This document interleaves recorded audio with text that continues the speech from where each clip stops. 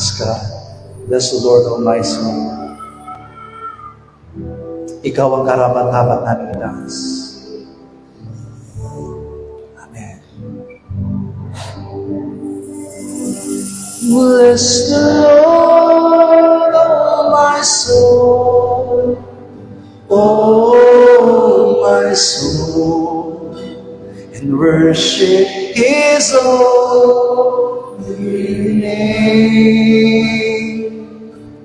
Sing like never before, and all my soul, I worship Your holy name.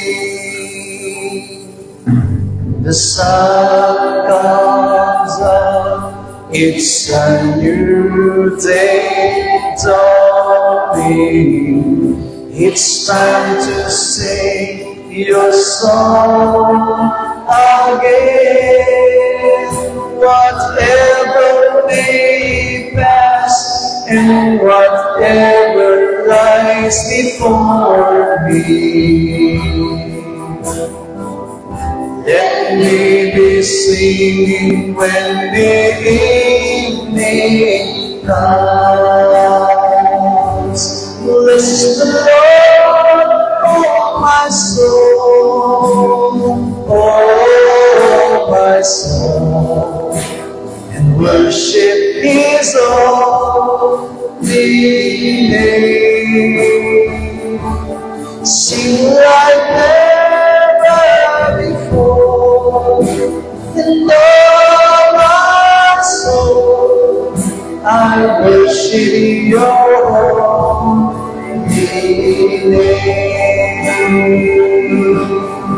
and You reach in love, and You stop to anger. Your name is great, and Your heart is kind. For all Your goodness I will keep on singing. 10,000 reasons for my heart to find. Bless the Lord, oh my soul, oh my soul, and worship His holy name. Sing like never before, and all my soul, I worship Your holy name. And on that day when my strength is failing, the end draws near, and my time has come. Still my soul will sing Your praise unending. 10,000 years and then forever. Bless the Lord, bless the Lord, oh my soul, oh my soul, and worship His holy name. Sing like never before, and all my soul, I worship Your holy name. Lord, I worship Your holy name. Lord, I worship Your holy name. O sama-sama po tayong manalangin sa oras nito. Sa pinakamahalagang bahagi ng ating gawain, ang makinig at tumanggap ng kanyang mga salita. Let the moving of the Holy Spirit, let the wisdom of the Holy Spirit be upon every one of us to understand His Word. Lumago ang ating pananampalataya, maging bukas tayong tanggapin ang mga pagtutuwid na gagawin ng Panginoon as we shout, "Oh my soul, overcome! Oh my soul, overcome! Oh my soul, overcome! And oh my soul, overcome!" Maraming Diyos, muli kami kumalapit at patuloy na iniyayag sa iyo ang aming pananampalataya. We can do nothing, Lord God, and lead us by the Holy Spirit, Lord God. Kaya aming Diyos, ang pinakamalagang bahagi ng aming gawain ay maging makatutuhan at patuloy na may isang pusong isip sa isip namin, Panginoon God, at lahat ng mga salita patuloy mong iahayag sa aming kalagitnaan. Father God, dalangin po namin, Panginoon Diyos, na ipunin po kami, patatagin at talugin ang aming mga pananampalataya for all the things, O God, that we need from the Spirit. For our soul, Father God, lies on your word, Father God. Kaya naman ayaw ng mga salita mo'y maging malinaw sa aming mga patinig, Panginoon Diyos, ng aming mga puso na buksan upang taglayin at tanggapin ang mga salita mo ito, Ama, na siyang magiging kalakasan at lubos na katagumpayan sa buhay ko ng basa sa amin. Sa iyo lamang namin ang tinatalaga, sa iyo lamang namin inihaabilin, Panginoon Diyos, ang aming gawain, Panginoon God, at nananalig po kami sa iyong kabutihan at sa iyong katapatan ng Panginoon. Salamat po, Ama, kaya ang mga nakarungan, kalaman at kapangyarihan ay patuloy mong ipagkaloob sa lahat ng iyong mga anak na narito. At naniniwala kami, Panginoon Diyos, na wawasakin mo, itataboy ang lahat ng mga anak at sagawan na inilalagay ng diablo sa aming mga buhay. Purihin ka, Panginoon Diyos. Thank you, Jesus. Thank you, Father God. Thank you, Holy Spirit, for allowing us, Lord, to have this worship service today. Panginoon, dalangin namin na Ikaw ang lumagay sa aming kalagitnaan. Ikaw ang mahayag, Ikaw ang madakila, kalooban mo, O Diyos, na matupad at masunod sa buhay ng bawat sa puso namin. Kung anong ang kabigatan sa aming mga puso, ipawiin mo, patuloy mo payapain ang aming mga puso, bigyan mo ng kaganapan sa pagtanggap ng iyong mga salita.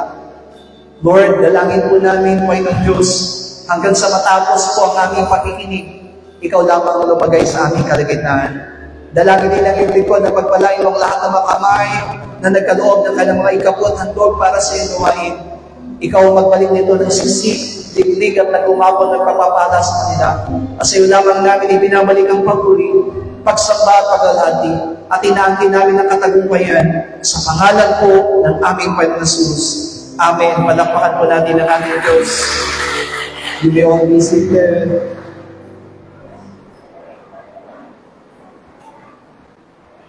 Praise the Lord. Salamat po sa Panginoon.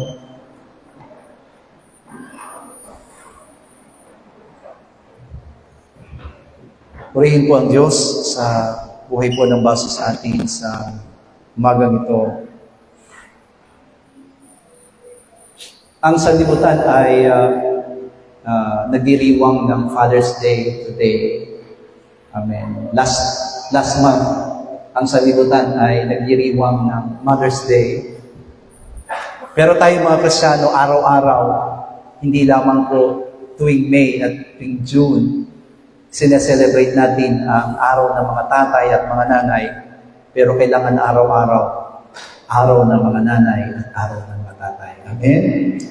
Kaya, siguro kung mapapansin po natin, bakit sa church namin walang bakit sa church natin walang ganung special day na sineselebrate? Because, para sa atin kasi, ang pinakamahalaga sa lahat, it is really our spirit, our soul. Amin po. At kung kayo man ay nagdadaos ng mga Father's Day, Mother's Day, it's okay. Pero mas maganda kung hindi lamang seasonal, kundi every day, every minute, every seconds of our lives, we honor and we really respect all the mothers and the fathers. Hallelujah. Please open your Bible to Isaiah chapter 1. Isaiah 1, verse 10 up to 20. Sa mga nagsaselebrate ng kaarawan nila this June, happy birthday po sa inyong lahat. Maligayang kaarawan sa mga nagsaselebrate ng mga birthday in the month of June. Mabuhay kayo sa presensya ng Panginoon at sa pag-ibig ng Diyos. Nakita na po ba natin? Isaiah chapter 1, verse 10 up to 20. Sabay-sabay po tayo. Pakinggan ninyo ang salita ng Panginoon. Ninyo mga pinuno ng Sodoma, mga kinig kayo sa kautusan ng ating Diyos, kayong bayan ng Gomora. Sa anong kaparakap ang karamihan ng inyong mga hain sa akin, sabi ng Panginoon. Ako'y puno ng mga handog na susunugin ng mga lalaking tupa at ng mataba sa mga hayop na pinataba. At ako hindi nalulugod sa dugo ng mga toro o ng mga kordero o ng mga kambing na lalaki. Nang kayo'y magsidati na pakita sa harap ko, sinong humingi nito sa inyong kamay upang inyong yapakan ang aking mga looban? Huwag na kayong magdala ng mga walang kabuluhang alay, kamanyan at karumal-dumal sa akin. Ang bagong buwan at ang sabat, ang tawag ng mga kapulungan. Hindi ako makapagtitiis ng kasamaan at nagtatang ulo. Ipinagdaramdam ng aking puso ang inyong mga bagong buwan at ang inyong mga takdang kapistahan. Ang kabagabagan sa akin, ako'y patak ng pagdadala ng mga yaon. At pagka inyong iginagawa ng inyong mga kamay, aking ituubli ang aking mga mata sa inyo. Oo, pagka kayo'y magsisidalangin ng marami, hindi ko kayo diligin. Ang inyong mga kamay ay puno ng dugo. Mga gugas kayo, magaglinis kayo, alisin ninyo ang kasamaan ng inyong mga gawa sa harap ng aking mga mata. Mga bilikot kayo ng mga paggawa ng kasamaan. Mga tuto kayo, magsigawa ng mabuti. Inyong hanapin ng kahatulan, inyong sakluluhan ang nabibighati, inyong hatulan ng hulila, ipagsanggalang ninyo ang babaeng bako. Magsipalito kayo ngayon, tayo mga tiwiranan, sabi ng Panginoon. Bagaman ang inyong mga kasalanan ay maging tila mapula, ay magiging mapuputi na parang niebe. Bagamat maging mapulang gaya na matingkad na pula, ay magiging parang balahibo ng bagong maligong tupa. Kung kayo'y mag-usap at magmasunurin, kayo'y magsisikain ng buting ng lupain. Ngunit kung kayo'y magsisitanggi at magimagsik, kayo'y lilipuli ng taba sa pagkasinalita ng bibig ng Panginoon. Amen. Obedience as God's righteousness. Kung mapapansin po natin, wala ngayon si Pastor Jong. Pastor Jong now is in vacation due to the graduation of G.O. Pag-graduate po si G.O. Kaya nandun din po siya sa Korea ngayon. Hindi natin alam kung kailan siya babalik. Pero purihin ang Panginoon sapagkat mabuti ang Diyos at karapat-dapat pa rin siyang dakilain sa buhay ng bawat sa atin. So, bagamat wala po siya ay patuloy natin ipanalangin because we know yung layunin at kalooban ng Panginoon ang siyang hinahanap at loobin nawa ng Panginoon na lagi na yung kalooban niya ang matupad at magawa sa ating iglesia. Obedience as God's righteousness. Sa binasa nating talata in Isaiah chapter 1 verse 10 up to 20, the Lord released His anger to His people. The anger which He felt with His people. Yung mga bagay na ginagawa ng kanyang bayan, sa kabila po ng kanyang kabutihan at katapatan sa kanila, ay nagpapakita pa rin sila ng kawalan ng respeto at kawalan ng tunay na paglingap sa kalooban ng ating Diyos. That's why,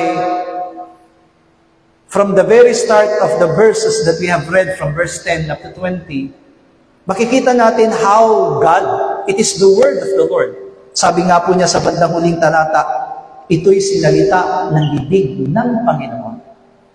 Which means, it's not only prophesied by men, and it is not only the feelings of men, but this word from verse 10 up to verse 20 is the word and feelings of God towards His people. Pero ang nakapagtataka lang, and I was really surprised with the verse that we have read, He addressed the word. Kasi alam naman natin, di po ba, na Old Testament is about the relationship of God to His people, Israel. At walang ibang hinahangad ang Panginoon sa Kanyang bayan, kundi sila'y maituwid. At sa Kanyang pagiging matuwid ay maging karapat, dapat sila sa harapan ng Panginoon. That they may enjoy and also celebrate in that victory of their life together with God. Kasi ang gusto ng Panginoon sa Kanya, sa Kanyang bayan, meron silang kagalakan, meron silang kapayapaan, at meron silang pagpapala. That's why He encouraged and God encouraged His people to listen to His word. Yung makinig doon sa Kanyang mga salita. Pero siguro kayo rin, kapag hindi natin kasi masyadong pinansin yung salita ng Diyos sa umagang ito, hindi po natin mapapansin yung sense ng sinabi ng ating Panginoon, why the Lord have to do and why the Lord have to say these things to His people para sa Kanyang bayan. Sino po dito ang naniniwala na ang pangungusap na ito para sa Kanyang bayan? Sa bayan ng Diyos, magsabi ng Amen. Do you believe that this word is for His people? Kung naniniwala po kayo na itong mga salitang ito ay sinasabi ng Diyos para sa Kanyang bayan, but why in verse 10, bakit po niya sinabi sa verse 10, that He's talking about Sodom and Gomorrah? Amen? Tignan niyo po yung verse 10. Pakinggan ninyo ang salita ng Panginoon, ninyong mga pinuno ng Sodoma, mga kinig kayo ng kautusan ng ating Diyos, kayong bayan ng Gomorrah. Walang sino man po sa atin dito ang hindi nakakaalam tungkol about the story of Sodom and Gomorrah. Sodom and Gomorrah was the place wherein Lot chose. Ito po yung lugar na pinili ni Lot. Ang sabi po sa kanya ni Abram, if you will go right, I will go left. If you will go left, I will go right. Kung ikaw pupunta dun sa kapatagan, ako'y pupunta sa kabundukan. Kung ikaw pupunta sa kabundukan, ako'y pupunta sa kapatagan. Mamili ka. Ang pinili po ni Lot, kapatagan.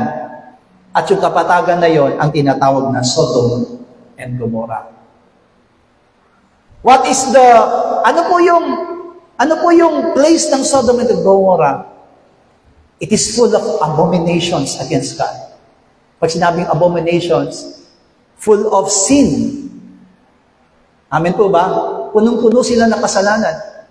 Punong-puno sila ng mga bagay na kontra at ayaw ng Panginoon ng lahat po ng mga bagay na kanilang ginagawa.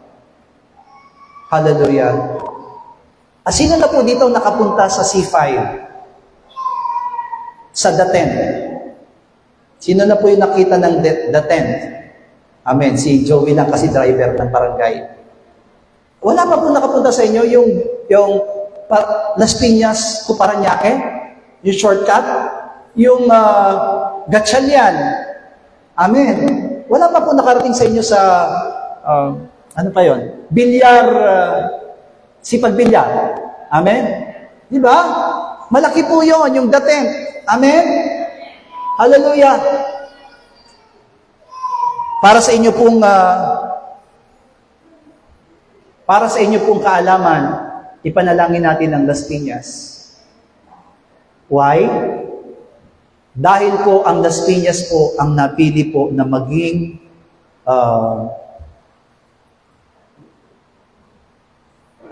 the first, ang sabi po nila, the first ang kauna-unahang lugar na meron pong place ang LGBTQ+. Yung The Tent po kasi, kung nakagawi po kayo sa The Tent, malaki po iyon na lugar. Katabi po yun ng sipag-bilyar. Yung The Tent po, ang ginawa pong headquarters ng LGBTQ+. At yan po ay sponsored ng Las Piñas government. So lahat po ng LGBT from Luzon, Visayas at Mindanao, doon po sila. At sa June 23 po, kung hindi niyo po alam, this coming Sunday ay magkakaroon po ng malaking kasalan ng lalaki sa lalaki at babae sa babae at gaganapin po sa the tent. Magkakaroon muna sila ng malaking parade at pagkatapos po nun ay malaking kasalan. At ito po is sponsored ng isang senator. Kaya medyo, sabi ko nga, nakilala ang Las Piñas, the most, progressive city. Alam niyo po ba na ang Las Piñas ay isang lugar na kung saan kahit na po siya po yung tinatawag na end of Metro Manila. Kasi po, pagkatapos ng Las Piñas ay probinsya po ng Cavite at tapos Laguna and Batangas. Kaya po tayo po yung tinatawag na Tagasala.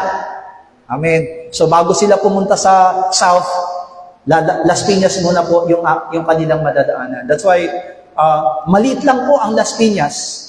But it was being known, nakilala po yung Las Piñas na the most growth city in the Philippines.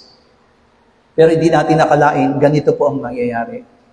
Bakit ko binanggit ang mga bagay nito? Because it is Sodom and Gomorrah. Yun yung malaking kasalanan ng Sodom and Gomorrah. Na alam natin na kung bakit, di po ba, the ending of Sodom and Gomorrah was the judgment of the Lord. Amen po ba? Through sulfur and salt. Pinaulanan ng Diyos ng asin at asupre ng apoy ang Sodom and Gomorrah. And it was really being, kumbaga, natunaw po siya at nawala. Kaya nga, nagtataka lang ako, why? In the word of the Lord in Isaiah chapter 1, verse 10 up to 20, He addressed the word to the Sodom and Gomorrah. Hindi po ba kayo nagtataka? Kanina sabi niyo sa akin that this word of the Lord was for His people. Pero hindi niyo ba nabasa sa verse 10 na ang kinakausap ng Panginoon ay ang mga pinuno ng Sodoma at bayan ng Gomorrah? Kaya doon pumapasok sa isipan po natin, there is really a question. Merong magiging katanungan sa atin, bakit ina-address ng Panginoon ang kanyang bayan bilang Sodoma at bilang Gomorrah?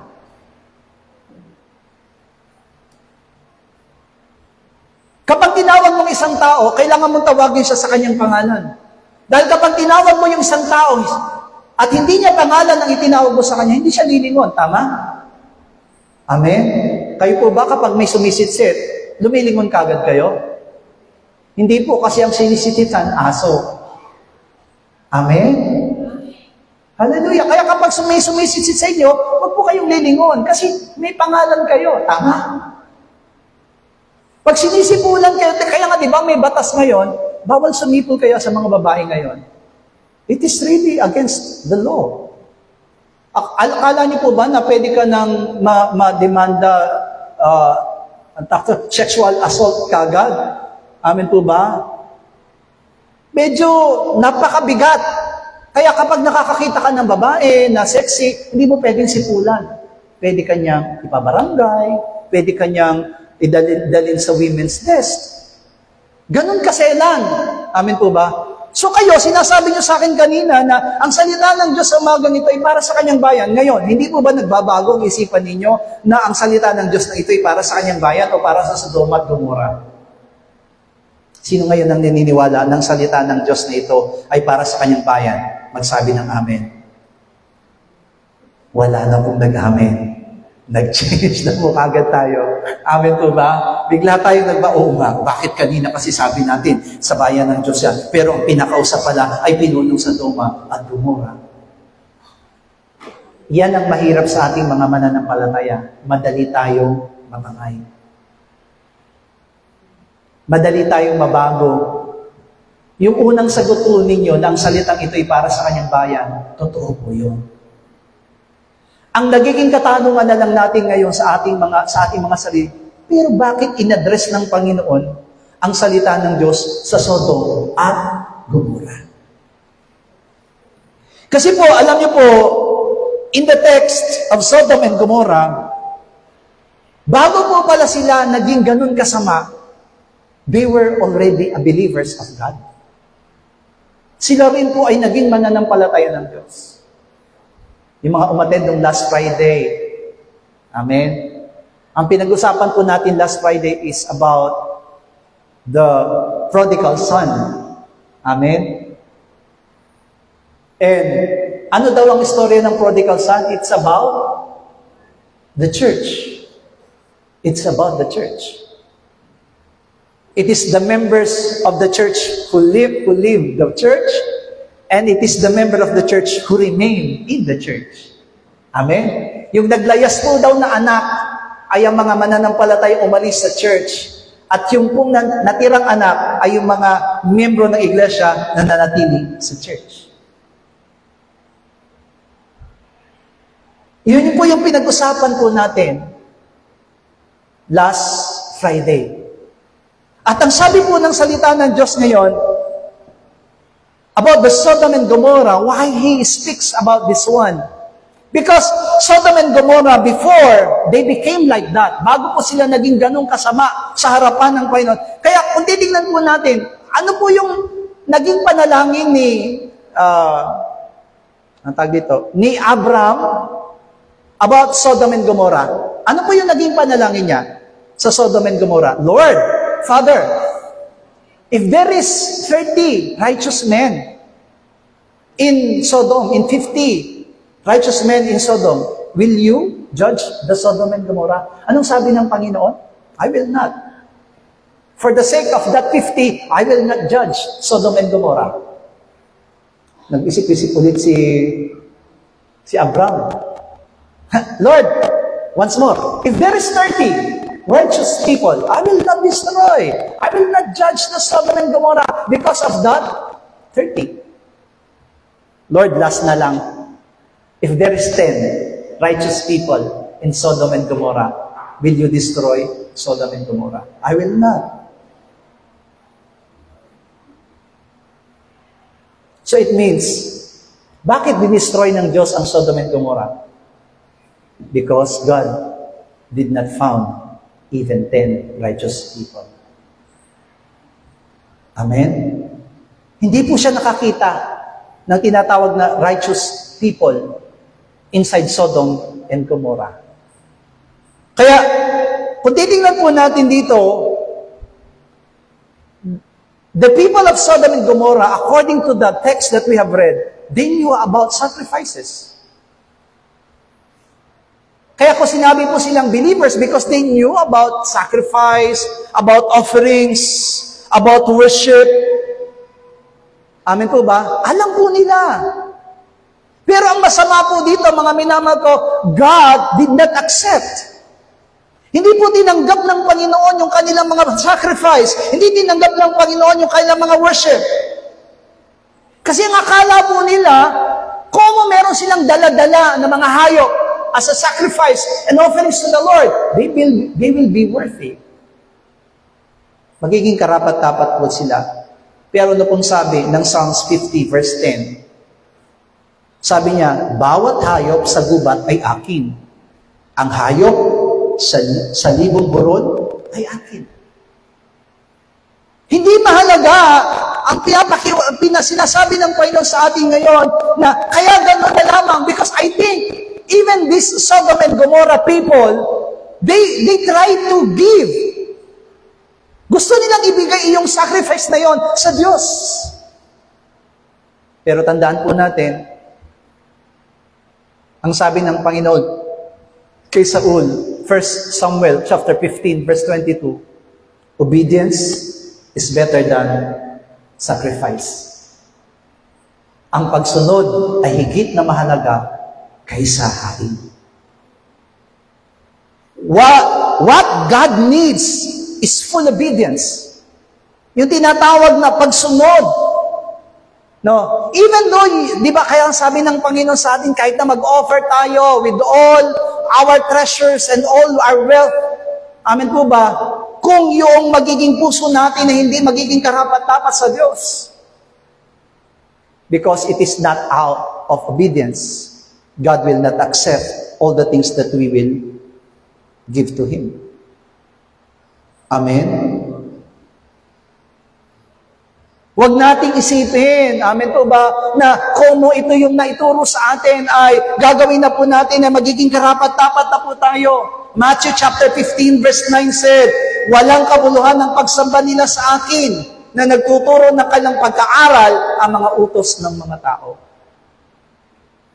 Because they take it only as a teaching of men, not as of God.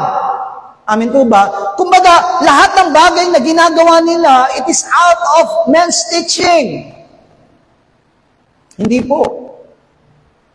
We need to consider everything as God's teaching, not as a man's teaching. Mahirap po na nandito po tayo o sumasamba tayo sa Diyos dahil lamang sa ito'y ginagawa ng tao o karaniwang ginagawa ng tao. Kundi ang kailangan po natin, mga minamahal ko, ay gagawin natin ito dahil ito mismo ay utos ng Diyos sa atin. Ulitin ko po yung sinabi niya doon sa verse 20, sapagkat ito ay sinalita ng bibig ng Panginoon.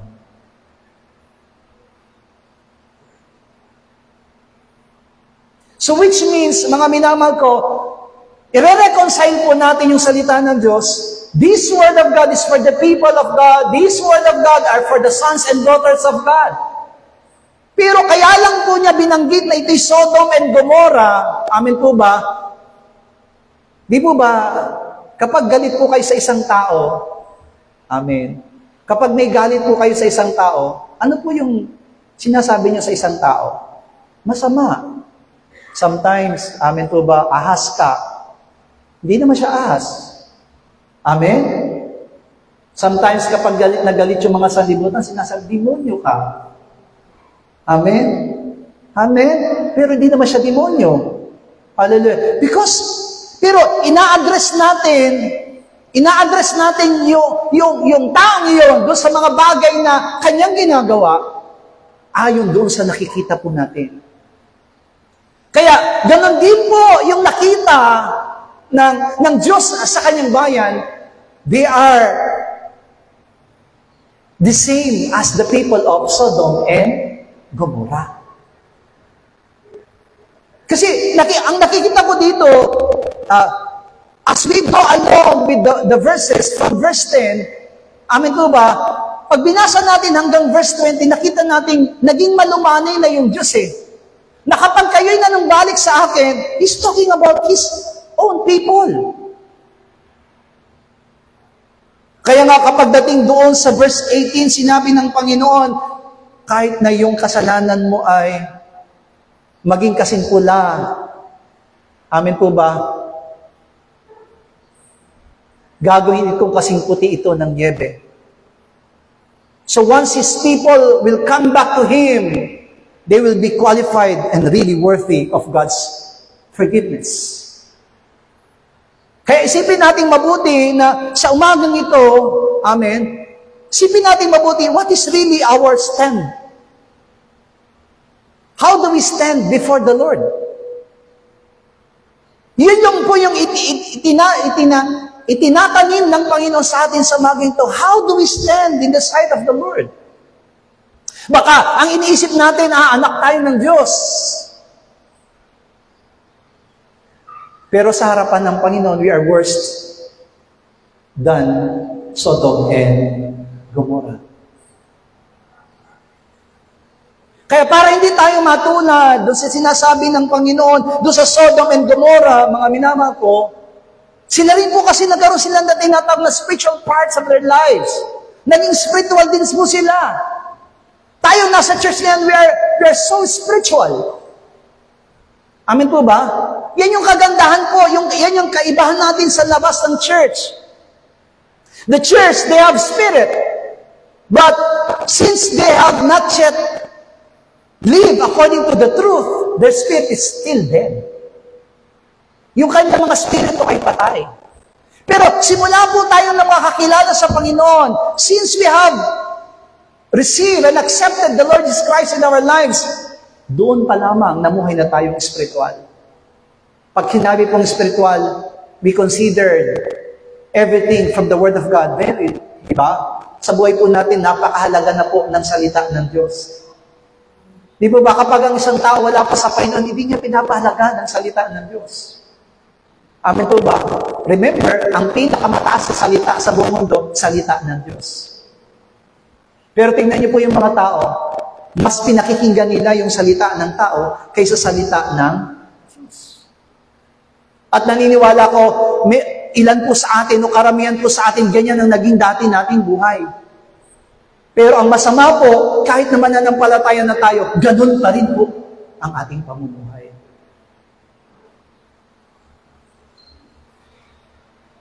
That's why kumbaga, naintindihan ko yung salita ng Panginoon sa umagang ito. That's why He addressed the people of Israel as Sodom and Gomorrah. Because you are, parang sinabi niya, you are like Sodom and Gomorrah. Amen? You are Sodom and Gomorrah. Pero ang nakakatuwa sa Panginoon, kasi kahit na ganun po yung kanyang in-address sa kanyang bayan, but if His people will come back, and if His people will really reconcile with God, kung sila'y makikipagkasundo muli sa harapan ng Panginoon, kahit na yung kanilang kasalanan ay naging mapula, ang sabi ng Panginoon, papuputiin kita. I will clean you. I will cleanse you. Yan ang pangako ng Panginoon. Amen? Kaya nga sa umagang ito, hindi tayo dapat magkaroon ng anumang hinanakit. Dapat ganyan. Sasabihin ba ako, Sodoma and Gomorrah ba ako?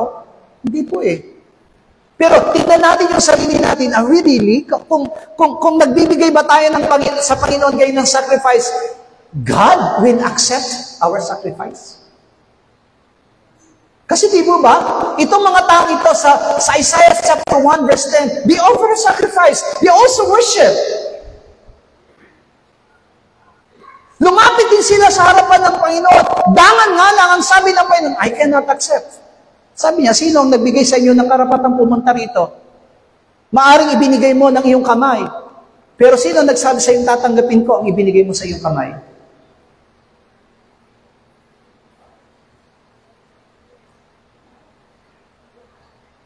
Church, kapag kayo po ay nagregalo at yung regalo niyo po ay ibinalik sa inyo,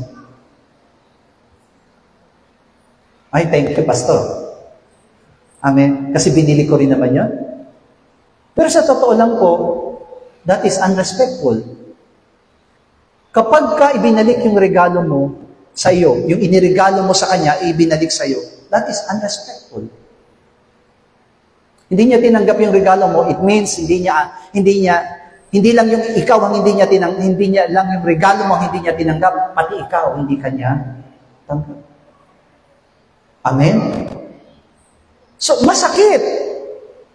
Kung titingnan po natin ngayon, kung tayo po ay nagbigay sa Panginoon, lahat po tayo nagbibigay ngayon. We give our offerings, we give our worship, we give our time to the Lord. Tama? Amen? Lahat po tayo ngayon nagbibigay sa Panginoon. Hindi lang material ang ibinigay natin. Amen po ba? Lahat ng kasuotan natin ngayon, isinuot natin yan para sa Panginoon. Bumangon tayo na maaga, pumunta sa church, para yan sa Panginoon. Yung offering natin, kinita natin yan sa ating mga hanap buhay, kinita natin yan sa ating sa ating business, ibinibigay natin ngayon sa Panginoon, para yan sa Panginoon. Amen? We are all giving to the Lord. Pero kung paano kung hindi tatanggapin ng Panginoon, masisiyahan ka ba? Baka matulad ka rin kay Cain. Uuwi kang nakasimangot kasi hindi tinanggap ng Panginoon ang iyong offering. Kaya nga nagkasala si Cain eh. Amen. Kasi nag-offer na nga siya, hindi pa tinanggap. Amen. Hallelujah. Hindi pa tinanggap. We are not talking about Cain and sa kanyang kapatid na si Abel. I just give you an example of offering to the Lord. Kasi yun yung pinag-uusapan po natin dito. Nagbigay sila sa Panginoon, pero hindi tinanggap ng Panginoon. Alam niyo ba kung bakit hindi tinanggap ng Diyos yung kanilang offering? Dahil ba kulang? Amen? Hindi ba tinanggap ng Diyos yung kanilang offering? Kasi, amen po ba, hindi type ng Panginoon yung kanilang offering? No. Hindi tinanggap ng Diyos ang kanilang mga hain sa Panginoon or sacrifice sa Panginoon. It is because it is out of obedience. Walang pagsunod. Kaya nga, yun yung hinahangad ng Panginoon sa buhay ng basta natin, an acceptable obedience. Yun yung hinahanap ng Panginoon sa lahat at sumusunod sa Kanya. Hinahangad ng Panginoon sa Kanya, lahat ay sumunod sa Kanya harapan. Kasi kahit na po meron tayong offering, kahit na nagbigay po tayo ngayon, amen, remember, this is really the time that we should really grow. Kailangan natin lumago sa ating paglilingkod at sa ating mga pananampalataya. Huwag nating baliwalain ang lahat ng paglilingkod at pananampalataya natin. Di katulad dati, ang alam lang natin, nagsisimba tayo, umaattend tayo ng church. Amen po. Para din, balikan natin yung alibugang anak. Amen po ba? Okay, sasabihin na natin masama yung alibugang anak kasi naglayas, kinuha yung mana. Pero tandaan po ninyo, yung anak na naiwan, masama din siya. Alam niyo kung bakit?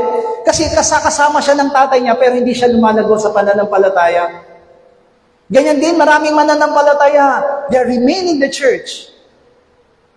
Hindi naman sila umaalis ng church, pero hindi lumalago. Bakit hindi lumago? Kasi tignan niyo po, nung dumating yung kapatid niya na naglayas, naghanda yung tatay niya, masaya yung tatay niya kasi bumalik yung kanyang anak na nawawala, namatay, muling nabuhay. Masaya ba yung kapatid niya? Hindi. Hindi siya naging masaya sa pagbabalik ng kanyang kapatid. So which means, mali yung kanyang ginawa. Kaya kahit na nandun pala siya, nananatili siya doon sa bahay ng kanyang tatay, hindi pa rin siya nagbabago. Church, bilang mga anak ng Diyos, naririto tayo sa loob ng iglesia. Hindi lang po maging sapat na yung presensya ng katawan natin nandito. Kailangan po natin tumakbo. Because God cannot able to accept all our sacrifice and all our offerings if we will not be changed. Kung hindi tayo mababago. Kailangan isip natin ngayon acceptable obedience sa harapan ng Panginoon. Yung katanggap-tanggap na pagsunod. Amen. Hindi tayo mapahayag na matulad tayo doon sa sinasabi sa Isaiah chapter 1 na hindi tinatanggap ng Panginoon ang lahat ng kanyang mga offerings. I know, I think, amen po ba? They also, amen po ba? Naghirap din naman sila. Pero sabi ko nga po sa inyo, kapag hindi ito ginawa natin ayon sa pagsunod sa harapan ng Panginoon, malulungkot ang Diyos. Tingnan niyo po, Malakay chapter 1 verse 6 up to 10. Malakay chapter 1 verse 6 up to 10, sabay-sabay. Iginagalang ng anak ang kanyang ama at ng alila ang kanyang Panginoon. Kung ako may ama, saan nandoon ang aking dangal? At kung ako'y Panginoon, saan nandoon ang takot sa akin? Sabi ng Panginoon na maupo sa inyo. O mga saserdote na nagsisihamak ng aking pangalan. At inyong sinasabi, saan na natin hinahamak ang iyong pangalan? Kayo'y naghahandog, makakatupagod ng kahain sa aking pambana. At inyong sinasabi, saan na namin ilalapastangan ka? Sa inyong sinasabi, ang dulang ng Panginoon ay haba. At pagka kayo'y naghahandog ng bulag na pinakakahain, di kasamaan. At pagka kayo'y naghahandog ng pilay at may sakit, di kasamaan. Erap na ang iyong tagapamahala at kalulugdan ka bagaliya. O tatanggapin bagaliya ang iyong pagkatao, sabi ng Panginoon ng mahakbo. At ngayon isinasamo ko sa inyo, inyong dalanginin ang lingap ng Diyos upang pagbiyayaan niya tayo. Ito'y nangyari sa inyong mga paraan. Tatanggapin ba niya ang pagkatao ng sino man sa inyo? Sabi ng Panginoon na makbo. O kung mayroon sana sa inyo na magsara ng mga pinto upang huwag ninyong mga pinasan ang apoy ng aking damana ay walang kabuluhan. Hindi ko kayo kanalulugdan. Sabi ng Panginoon na makbo, itatanggap man ako ng handog sa inyong kamay. Ito, maliwanag na po. He speaks to His people. Sabi niya, nasa ng aking dangal? The Lord is asking to His people, nasa ng aking dangal? Sabi niya, di ba, today is Father's Day, sabi niya, nasa libutan, di ba? Father's Day. Okay. Yung mga anak, bumati ng Father's Day ngayon. Happy Father's Day, Tay. Happy Father's Day. Amen. Pero alam niyo po ba, yung the same, nag-Happy Father's Day, siya rin yung lumaban kahapon ng isang araw, ng isang linggo sa tatay niya. Siya rin yung nagtatraitor sa tatay niya. Amen. Siya rin yung nagtatago sa tatay niya. This is what we need. Ito yung ibig sabihin ng binabasa nating Malachi, chapter 1, verse 6 up to 10. Isa pang hinanakit ng Diyos sa kanyang bayan. You are not respecting me. You're saying that you respect me. Amen po ba? Sinasabi niyo na ako'y sinasamba ninyo. Amen po. Pero sabi niya, sino malulugod sa inyo? Sabi niya, kahit ang namumuno sa inyo, bigyan niyo nga ng pilay na handog. Matutuwa ba siya?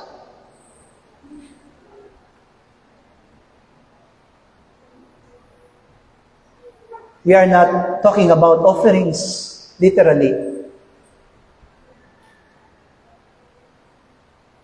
But what the Lord is talking about now is our faith, our service.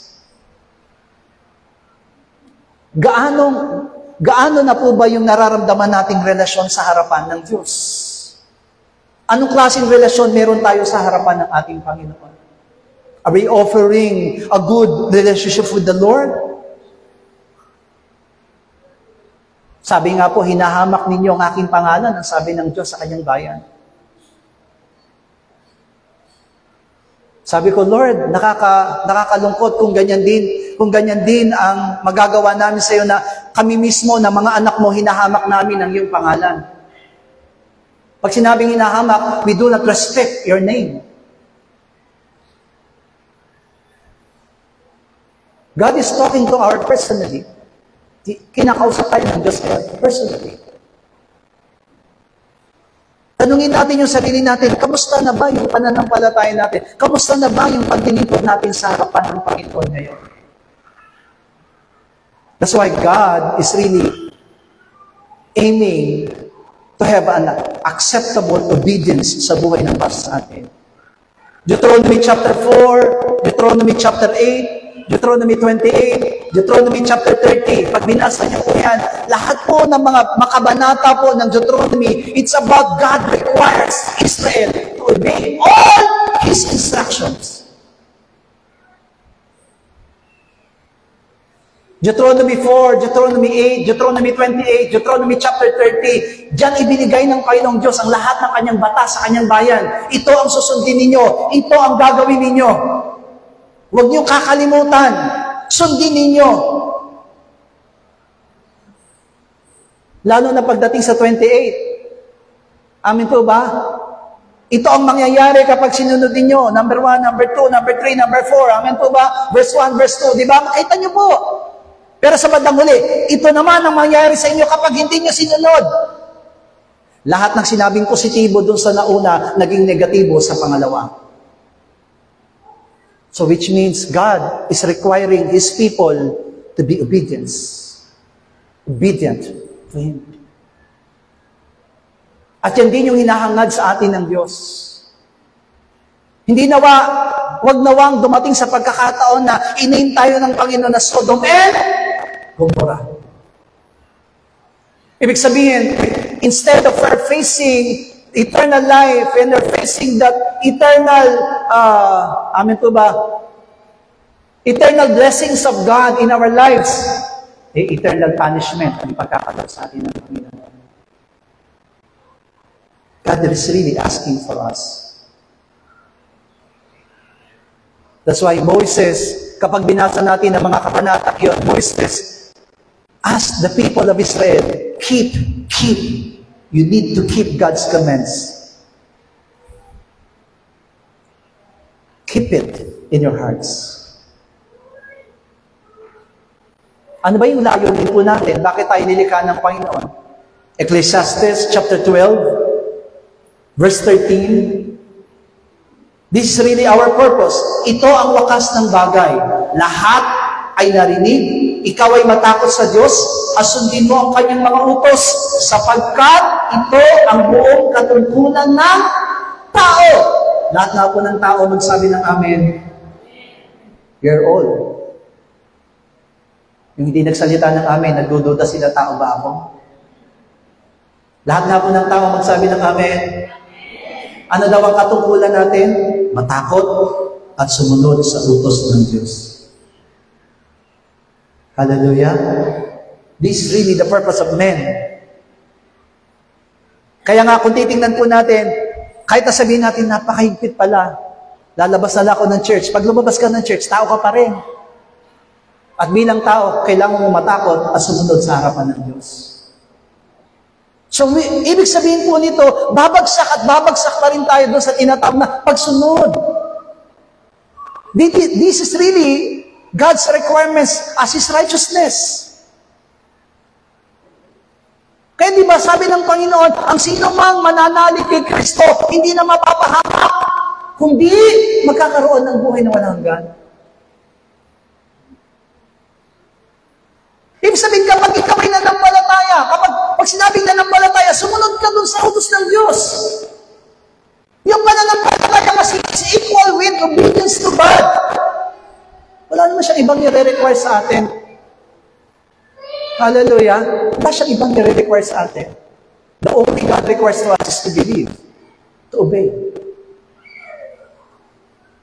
Pero katulad ng people of Israel, tignan po natin, hindi nila naintindihan. Amen po ba? Kaya, yan, pupunta sila sa tabernakulo. Nung una po kasi, alam niyo po ba, they're offering a good sacrifice to the Lord. Amen? Kasi alam ko po, in the time of Malakay, patay na si Moises eh. Tama po ba? Tama po ba?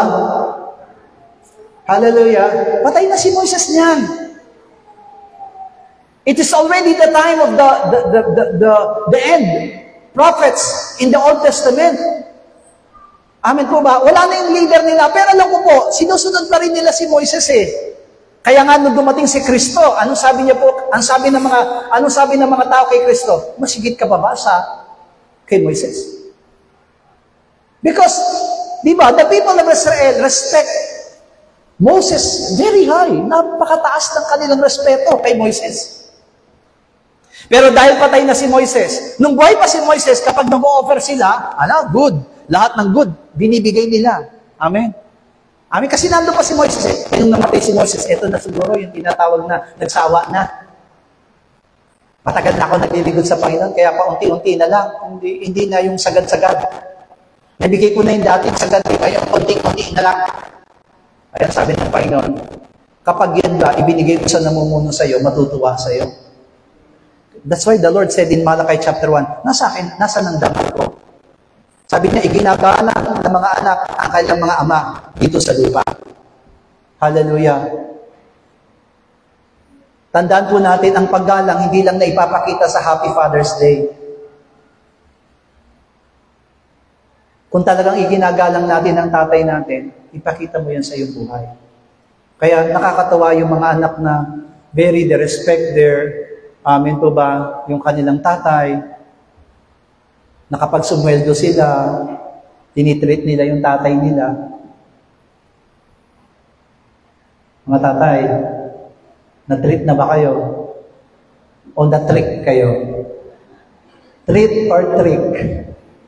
Hallelujah. Yung mga anak, pangako ng pangako, pag sumweldo ko tayo, ako bahala sa'yo. Hallelujah. Sumweldo na, wala na. Amen? Ganyan din tayo sa Panginoon eh. Lord, Magkaroon ako ng trabaho, magta-tithes na ako. Nagkaroon ng trabaho, Lord, utangin ko muna yung tithes. Ha? Amen? Trick or treat. Amen? Lord, yumaman lang ako na bahala sa church. Yumaman, nakalimutan ng church. Pastor, panalangin mo ako. Bakit? Mag-abroad na po ako. Oh, praise the Lord. Pag ako nakapag-abroad, huwag ka mag-alala. Ako bahala sa iyo. Sa awa ng Diyos nakapag-abroad. Ngayon, hindi na ako sinatsyal. Amen. Hallelujah. Nasaan yung ipinangako mo? Nasaan yung ipinangako mo sa Panginoon? Hindi ka sa akin nangako ka sa Panginoon. Kaya ngayon, parang ang hirap na manalangin sa mga kapatid ng pag-abroad eh. Parang nagdadalawang isip na ako. Parang gusto ko na sabihin, Lord, bagong paalisin ang kapatiran namin ito, itama mo muna ang puso niya. Kasi baka pag nasa abroad na siya, mawalay na siya sa amin. Hallelujah. Amen. Hindi naman lahat na nag-abroad, pero nakakatakot eh. Amen. Sabi ng mga kapatiran natin, kabataan ng pastor, panalangin mo kami kasi gusto na namin makapagtrabaho. Para pag nagkatrabaho kami, tutulungan namin ng church. Nagkatrabaho na sila. Kasama nilang nawala. Amen. Hallelujah. So, hindi kailangan ng, actually, kahit na hindi ka mag-promise ng Panginoon ng offering, kahit hindi ka mag-promise ng Panginoon ng tinatawag na tithes, the important thing is your obedience to God. Kasi sabi naman ng Panginoon, lahat yan sa akin eh. Hallelujah. Alam niyo ba kung bakit hindi nagtatites sa mga kapatiran? Kasi hindi nila inaangkin na yung meron sila ay pag-aariin ng Diyos. Lahat ng meron tayo, pinahiram lang ng Diyos. Kaya kailangan natin ibalik sa Diyos. Kaya tignan nyo, sabi ng Panginoon, kapag ibinalik mo daw yon, bubuksan ng Diyos ang durungawan ng langit. Hindi lang durungawan, mga durungawan ng langit. Kaya kapag pumunta ka doon sa bahay ng kapatiran na sa likod, may pagpapala. Pumunta ka doon sa harapan, may pagpapala. Pumunta ka sa gilid, may pagpapala. Pag pumunta ka sa kapatiran, panay labahin. Sa harap, labahin. Sa gilid, labahin. Sa likod, labahin. Walang pagpapala. Why? Because we are not faithful to God. Hallelujah. Amen. Huwag mo intindihin yung laki. Ang importante sa atin ngayon, Lord, I will obey you. I will obey. Amen? Kapag sumunod ka sa Panginoon, tried and tested ng Diyos. Kapag sumunod ka, may ganti ang Diyos. Hindi ba sabi ng Panginoon, subukan mong gawin ito, kung di ko bubuksan ng durungawan ng langit. Hallelujah. Lahat na po nang nagtitiwala sa Diyos, magsabi ng amen.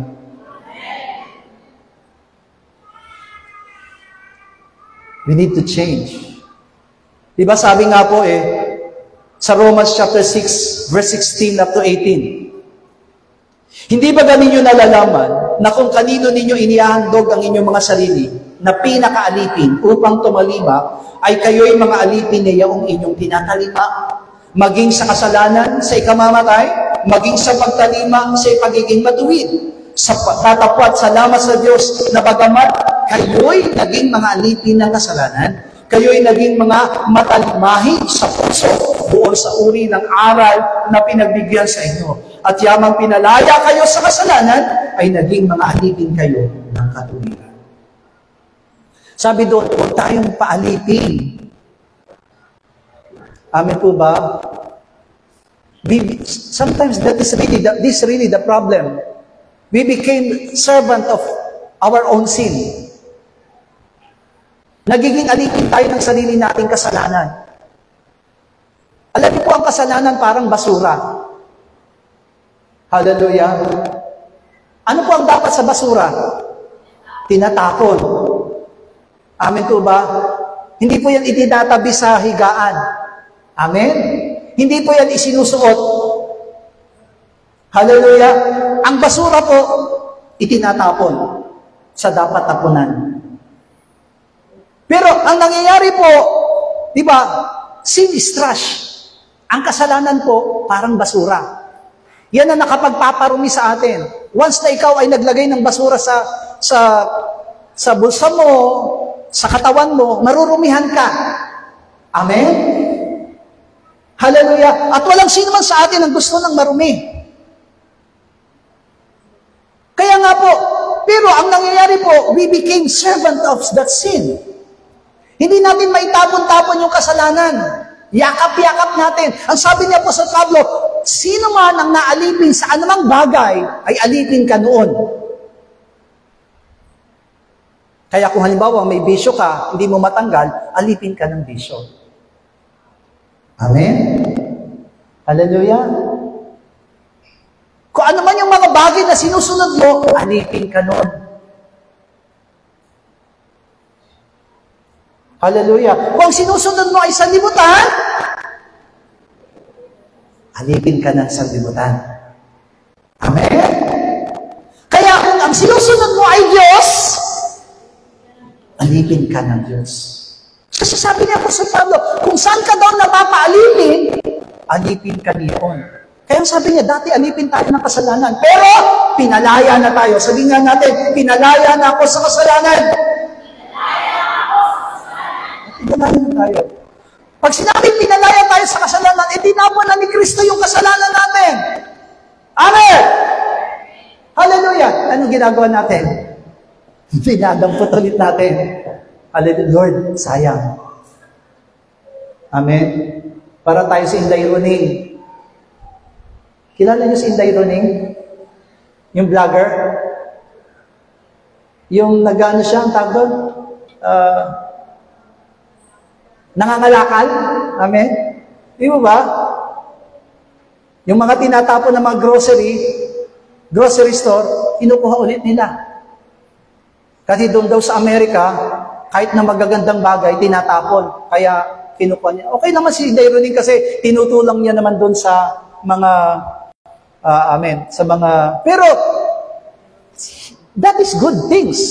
Pero tayo mga minamag ko, basura, pupulutin natin, wala nang pakinabang. Walang pakinabang tayo sa kasalanan. Dahil ang kasalanan, hindi lang nagpaparumi sa atin, nagpapahamak sa atin. Yung pinupulot ni Inday Roning, kapag expired, tinatapon niya rin. Amen? Kasi, ikamamatay niya yun eh. At yan ang ginagawa ng kasalanan sa atin, papatayin tayo. That's why, what God wants from us is acceptable obedience.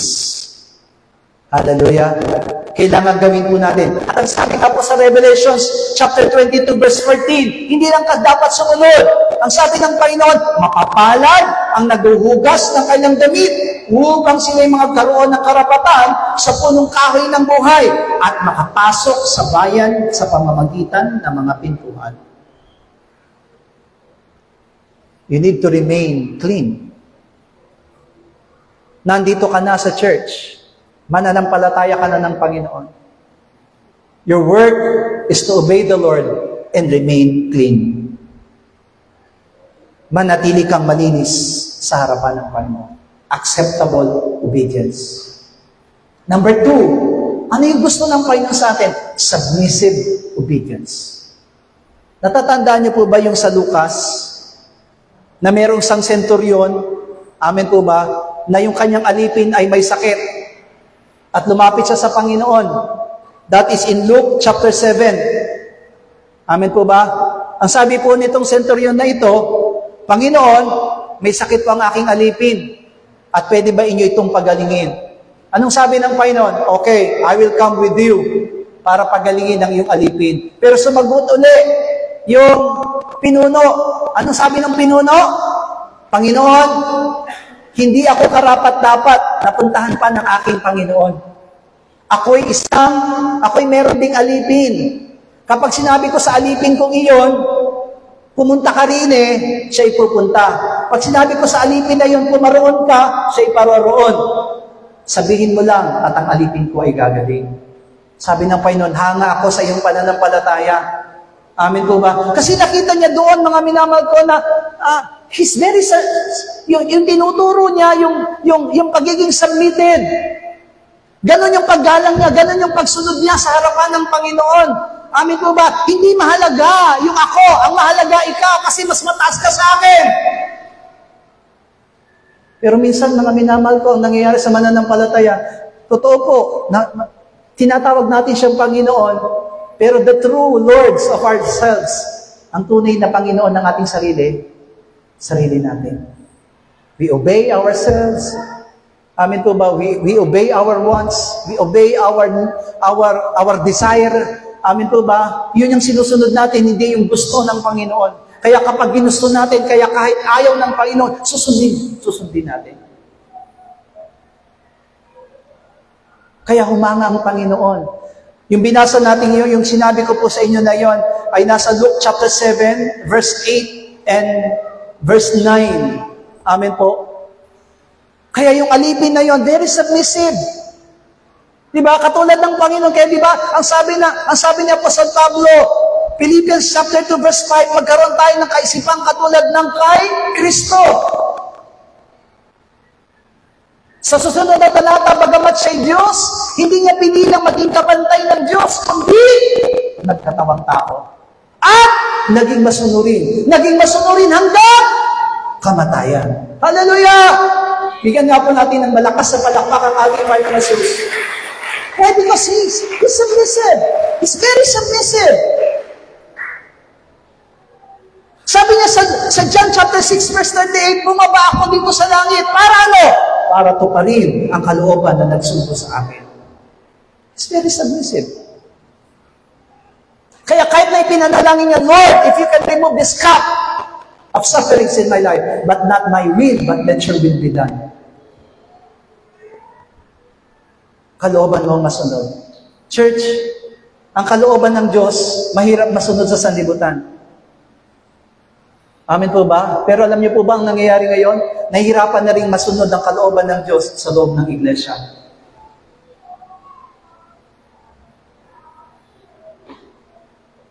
That's why there are so many hypocrites and Pharisees and Sadducees inside the church.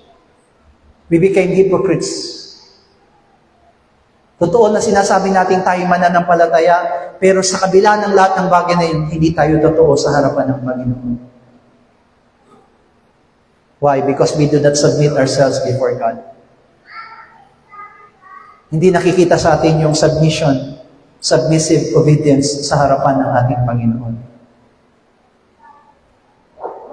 Our aim, 2 Corinthians chapter 5 verse 8, ito dapat yung tunay na maging aim natin, goal ng bawat sa atin. Sabay-sabay, kaya't ang amin namang pinagsisikapan, maging sa tahanan man o di man, ay maging kalugod-lugod kami sa Kanya, sapagkat tayong lahat ay kinakailangang mahayag sa harapan ng hukuman ni Kristo, upang tumanggap ang bawat isa ng mga bagay na ginawa sa pamamagitan ng katawan, ayon sa ginawa niya, maging mabuti, masama. This is really our aim.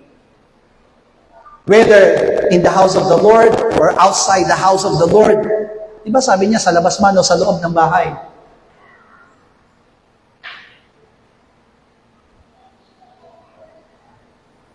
Ulitin ko po yung sinabi ng sa talatang 20. Ito po ay galing sa salita ng bibig ng Panginoon. Hindi po ito sinasabi ng Panginoon sa atin to hurt every one of us. Tandaan po ninyo, ang pangako ng Panginoon sa verse 18, kapag ikaw ay nakipagkatuwiranan sa Panginoon, ibig sabihin, kapag ikaw ay nanumbalik sa Panginoon, kahit ang iyong kasalanan ay mapula, ang sabi ng Panginoon, gagawin kong maputi katulad ng niebe. There's still a reservation of God. Sabi doon, meron laging naka-reserve na forgiveness, meron laging naka-reserve na acceptance ang Panginoon sa buhay ng bawat sa atin. Ang kailangan lang talaga sa atin ngayon, tanggapin natin at aminin natin na nagkulang at nagkasala tayo sa harapan ng Diyos.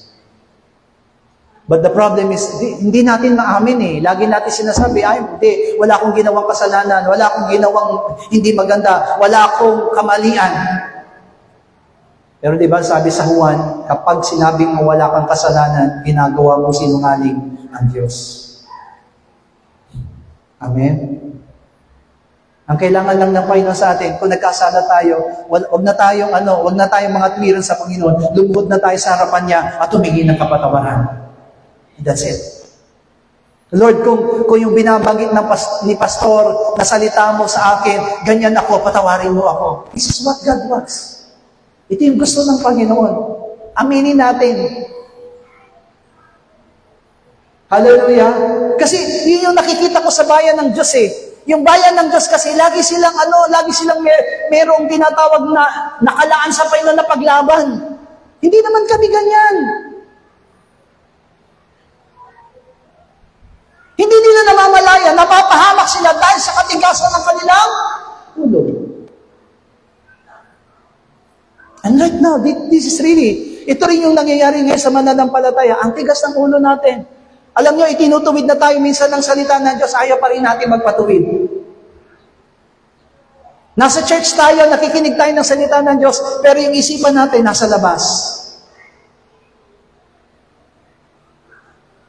Ang gusto ng Panginoon, full submission.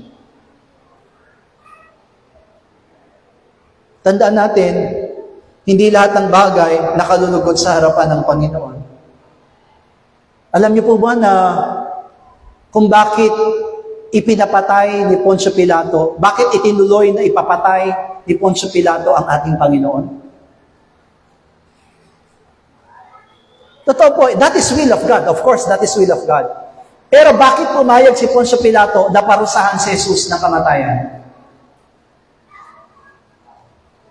Bukod sa ito'y kalooban ng Panginoon, bakit siya pumayag? Pumayag siya dahil gusto niyang bigyan ng lugod ang mga tao. Hallelujah. Si Felix po, kilala niyo po si Felix? Si Felix po, siya po yung pinakamataas na emperor. Amen? Di ba, ang sabi po kasi na Apostol Pablo, nung hinuli po siya, sabi niya, kailangan dalhin niyo ako sa emperor kasi Romano rin ako. Sabi niya, kung hindi ka lang Romano, sabi niya, kung hindi mo lang hiniling na dalhin ka sa Felix, sabi niya, palalayain ka na namin eh. Sabi pa sa kanya. Sabi niya, dalhin niyo ako doon. Kasi may plano siya eh. Bakit? Gusto niya sundin ang sinunod, yung utos ng Diyos sa kanya. Sabi niya, ako ang bahala sa iyo. Ipakilala mo ko sa kanila, ang sabi ng Panginoong Jesus. Pero, nung dinala si Pablo kay Felix para litisin, nakita ni Felix walang kasalanan si Pablo. Amen? Hallelujah? Wala po siyang kasalanan. Nakita po yan. Sa paglilinis na yon, actually, yan po ay nasa Acts chapter 22. Amen po ba? Sa Acts chapter 22, kapag binasa niyo po doon, itong si Felix po, nakita niya na walang kasalanan dito si Pablo. Pero alam niyo po ba, nakamatayan ni Felix ang kaso ni Pablo, hindi niya pinalaya? Pinapanatili niya po si Pablo sa tanikala na nakakulong. Alam niyo kung bakit? Para bigyan din ng lugod ang mga tao. Kaya kung ang ginagawa natin sa ating pananampalataya at paglilingkod sa harapan ng Diyos ngayon ay para bigyan ng kaluguran ng tao, hindi yan tatanggapin ng Diyos. Kasi ang tanging tatanggapin ng Panginoon ay ang mga paglilingkod at pananampalataya ikinalulugod ng Diyos. Only God pleased. Paano mapiplease ang Diyos? Sumunod tayo. Let us obey. Hallelujah. That is what we call submissive obedience. Amen. Sabi nga po natin, submissive obedience. Hallelujah. Number 3, yung tinatawag na obedience of faith. Romans chapter 1 verse 5 said, Roma kabanatang 1 talatang 5, sa pamamagitan nito, tinanggap namin ang biyaya at pagka-apostol sa pagtalima sa pananampalataya sa lahat ng mga bansa dahil sa kanyang pangalan. Si Apostol Pablo mismo, sinabi niya sa kanyang sarili, ginagawa namin ang lahat ng bagay nito, yung pagiging apostol, tinanggap namin ito sa biyaya upang kami ay makitang nagsisitalima sa pananampalataya. Thessalonians said, ang sabi niya Apostol Pablo sa Thessalonica, Dumating sa pagkakataon na kami nakaranas ng halos aming ikamatay at ayaw na naming mabuhay pa. Which means it is not very easy. The life of being apostles, yung pagiging apostol po niya, hindi po naging ganun kadali yung kanyang naging pamumuhay. Pero bakit hindi niya iniwan? Amen. Hindi naging madali, hindi na maging maganda, hindi naging masarap ang pagiging apostol at lingkod ng Panginoon ni Apostol Pablo. Pero bakit hindi niya iniwan? Diba? Sa totoo lang, kaya niya pong iwanan. Kaya niya pong bitawan. Pero dahil sa kinikilala ni Apostol Pablo sa Roma, Kabanatang 1, Talatang 5, na ito'y tinanggap namin sa pamamagitan ng kanyang biyaya at kailangan namin magsitalima sa pananampalataya. So that's why, kahit na ano pa, kaya pala ganun si Pablo, kahit na anong maranasan niya sa kanyang buhay, hindi niya iwan si Kristo, hindi niya iwan ang kanyang pananampalataya. Because he wants to obey in faith. Hallelujah. Tayo rin, mga minamahal na kapatiran, kung nakakaranas man tayo ng hindi maganda sa ating pamumuhay, huwag mong hayaang maapektuhan kagad, iiwanan mo yung pananampalataya. Wow. Amen? Hallelujah. Ano daw yung pangatlo? Obedience of faith. Kaya nga si Abraham, naging kalugod-lugod sa harapan ng Panginoon. Bakit? Bakit ba tinawag na mananampalataya si Abraham? Dahil sa kanyang pagsunod.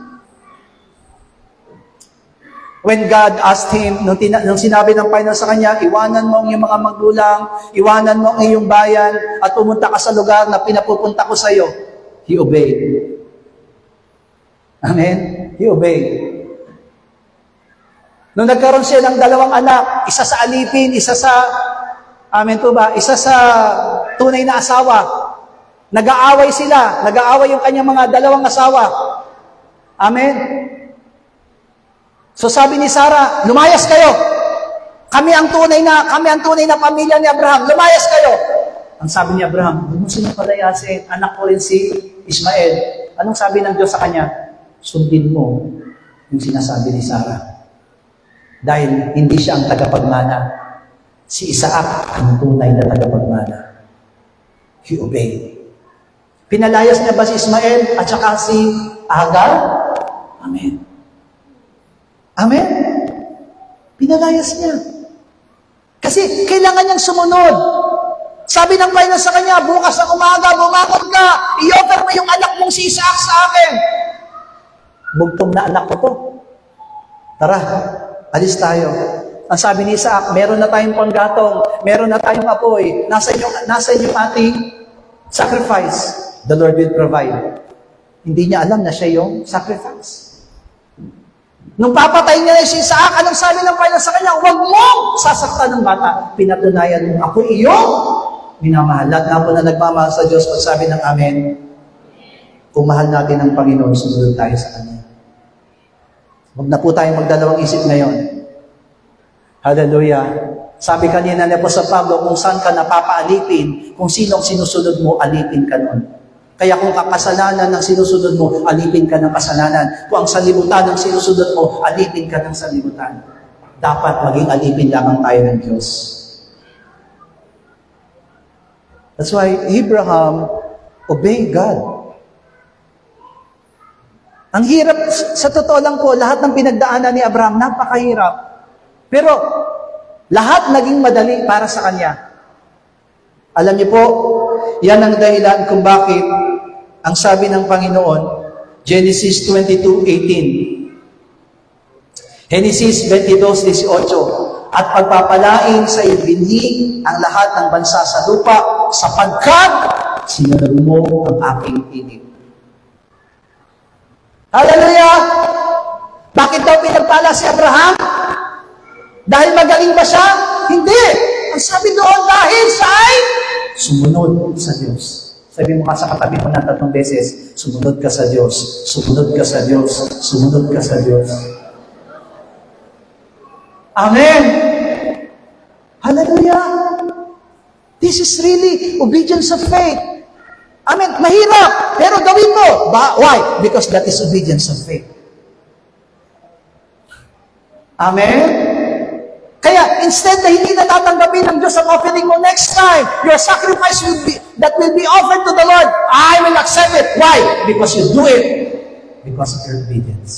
You obey me.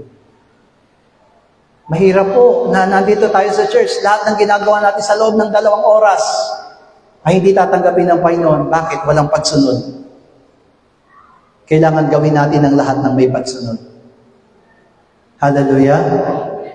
Amen? Simula ngayon, lahat gawin natin ang may pagsunod. How do we worship the Lord? In spirit and in truth. Obey God. Amen? Obey God. Sabi ng inawit ng mga worship kanina natin, ang Diyos ay mabuti magpakailanman. Obey God. Hindi naman po siya nagbabago. Sabi nung last Friday, kahit na magbago ka, hindi nagbabago ang Diyos. Itakwil mo ang Diyos, hindi nagbabago ang Diyos. Talikuran mo siya, hindi nagbabago ang Diyos. Yan ang ginawa niya sa alibulang anak. Tinalikuran, kinalimutan, pero nung bumalik siya, tinanggap pa rin siya. Iyan ang Diyos natin. Kaya kung aaminin lang natin yung pagkakasala natin ngayon, kung aaminin lang natin yung pagkukulang natin sa Panginoon, tatanggapin ka ng Diyos, hindi ka itatakwil ng Diyos. Kaya binabanggit niya mga bagay na ito, kahit na sinabi sa atin na you are like Sodom and Gomorrah, but the Lord said, if you will come back, if you will reconcile to me, I will cleanse you. I will cleanse you. Kaya tandaan po natin, hindi tayo lalabas ng church na hindi tayo lilinisin ng Panginoon. Pero ang lilinisin lang ng Panginoon, yung susunod sa Kanya. Hallelujah. Lahat nga po ng gustong sumunod sa Diyos, magsabi ng Amen. Kung gusto natin sumunod sa Kanya, now is really the time. Ito na yung panahon. Tingnan niyo po, the Israelites people failed against God. Deuteronomy chapter 1, verse 42 to 45. Deuteronomy 1, 42 to 45. At sinabi sa akin ng Panginoon, sabihin mo sa kanila, huwag kayong sumampa ni lumaban, sapagkat ako'y wala sa inyo. Baka kayo'y masugatan sa harap ng inyong mga kaaway. Gayon sinalita sa inyo at hindi ninyo dininig. Kundi kayo'y nangimagsik laban sa utos ng Panginoon at naghambog at umakyat sa bundok. At ang mga Amoreyo na tumatahan sa bundok na iyon ay nagsilabas na laban sa inyo. At kayo'y hinabol na gaya ng ginawa ng mga pakyutan at kayo'y tinalo sa Seir hanggang sa Horma. At kayo'y bumalik at umiyak sa harap ng Panginoon. Ngunit hindi dininig ng Panginoon ang inyong tinig, ni pinakinggan kayo. The Israelites failed. Sabi na nga ng Panginoon sa kanila, huwag kayong lalaban. Amen? Ang utos ng Panginoon sa kanila, huwag kayong makikipaglaban. Matatalo kayo. Pero anong ginawa ng mga Israelita? Lumabas. Lumaban. Amen? Hallelujah. Anong tawag ng Diyos sa mga Israelita? Hambog. Alam niyo po ba yung hambog? Mas malala pa yan sa mayabang. Amen. Pag sinabing hambog, you are making yourself like God. Very high. Di ba ganyan si Satanas, hambog? He wants to sit on the throne of the angels. Hallelujah. Kaya dito, makikita natin, amen, dahil sa katigasan ng ulo, dahil sa pagiging hambog ng mga salita, ano nangyari? Para daw silang mga tao na hinabol ng pukyutan. Natalo sila sa Seir. Ito pa, masakit. Sugatan na sila, amen. Sugatan, talunan, lumapit sa Diyos. Anong ginawa ng Panginoon? Hindi sila dininig, ni pinakinggan. Why? Dahil kapag hindi naging masiwayin tayo, kahit na dumalangin tayo sa Panginoon, hindi dinigin ng Panginoon ang ating panalangin. Is it unfair? No. Because God commands us. Amen? Inutusan na tayo ng Diyos, sumunod. Hallelujah. Sabihin nga natin 3 beses, oh my soul, obey the Lord. Oh my soul, obey the Lord. Oh my soul, obey the Lord. Oh my soul, obey the Lord. Obedience. Kaya nakakatuwa yung alam niyo po ba yung nang si Pablo po ay makulong, nagkaroon ng lindol sa loob ng kulungan. Dahil si Silas at saka si Pablo umawit ng papuri sa Panginoon. Habang nakatiwarek sila, nakatali yung kanilang mga paa ng tanikala, kumakanta sila sa Panginoon. At habang kumakanta sila, nayanig yung kulungan. Nakalag yung kanilang mga tanikala. Natakot yung, yung bantay. Nagpapakamatay na sana siya, di ba? Sabi ni Pablo sa kanya, wag! Nandito kami. Lahat kami nandito. Walang tumakas. Ito maganda. Anong sabi dahil sa pangyari, ang sabi po nung namumuno, anong gagawin ko para maligtas? Anong sagot ni Pablo? Manampalataya ka? Ay, walang nakabasa. Gawa, chapter 16, verse 31. Manampalataya ka? Wala. At ang iyong buong sambahayan ay maliligtas. Ay, oo nga pala. Yun. Tama? Tama po ba? Manampalataya ka, ikaw at ang iyong buong sambahayan ay maliligtas. Amen! Ano pong ginawa kinabukasan? Kasi at that time, simula ng araw na yon, nilinis niya yung mga sugat ni Pablo, at kinabukasan, alam po niyo po ang ginawa ng namumuno? Pinatawag niya lahat ng kanyang mga pamilya. At nangaral si Apostol Pablo ng salita ng Diyos sa kanila. At silang lahat ay nabautismuhan. May pagsunod ba yung namumuno? Amen. Ngayon sinasabi sa iyo ng Panginoon, manalig ka, ikaw at ang buong sambahayan ay maliligtas. Anong gagawin ninyo? Paano kayo susunod? Ipatawag niyo lahat ng kamag-anak ninyo. Hallelujah. Pastor, mag-schedule ako sa Wednesday. Mag-schedule ako sa Tuesday. Lahat ng pamilya ko nandun lahat. Makikinig ng salita ng Diyos. Ang karamihan po kasi, di ba, pagka sa totoo lang, minsan humihingi kayo ng Bible study, ang malungkot kasi, kayo rin yung pupuntahan ko. Hindi naman ako nalulungkot dahil makikinig din kayo sa salita ng Diyos. Pero ang pinaka-importante kasi, tandaan po ninyo, kapag nagpa-schedule kayo ng Bible study, ang pinakamalaga, first and foremost, is your family. Kahit walang iba, basta yung pamilya mo, buo. Amen? Kasi kung ikaw rin ang pangangaralan ko, wala rin. Kasi tayo, alam ko naman na mananampalataya ka. Amen? Pero ang target natin, family mo Kaya kapag nag-invite ko kayo ng isang worker, gusto ko ng Bible study, sister, tandaan mo, ang priority mo, family. Sabihin mo kagad sa mga anak ko, walang aalis, walang lalabas, may Bible study tayo ngayon. Amen? Hallelujah? May tao po ba?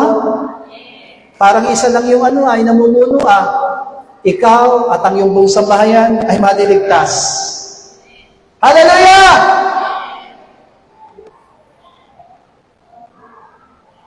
With faith. Next, complete obedience. Ang sabi po dito, partial obedience is also disobedience. Alam natin, ang sample nito, alam niyo po, bukas na sa atin. Si Saul po, sumunod sa Diyos.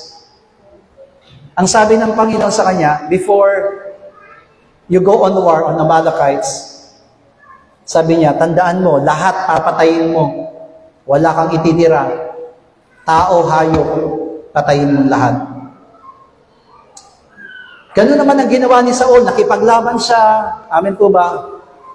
Pinapatay niya na lahat ng mga hayop Pero nung nakita niyo, wow, matataba yung mga hayop na baka. Itabi niyo lahat ng matataba. Yung mga patay, patayin na. Kaya yung mga matayat, madali kayong patayin.